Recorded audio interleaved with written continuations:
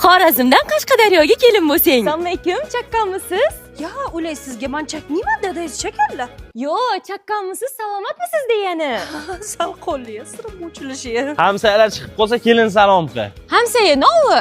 Hamsa endi qo'shnida. Ko'ngilchi desangiz-a?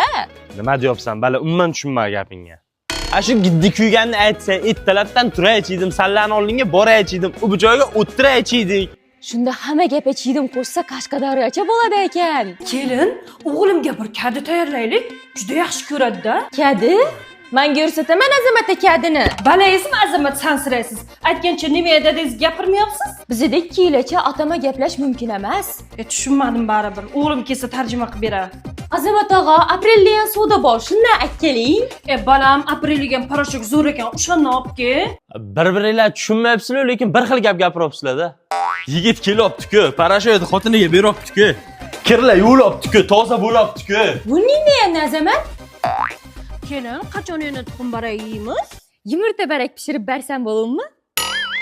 Xorazmdan kelol zo'r ekanda, tilishidan o'tgan kun tez gapirsa, qo'shiq aytibdi deb o'ylab ketaman.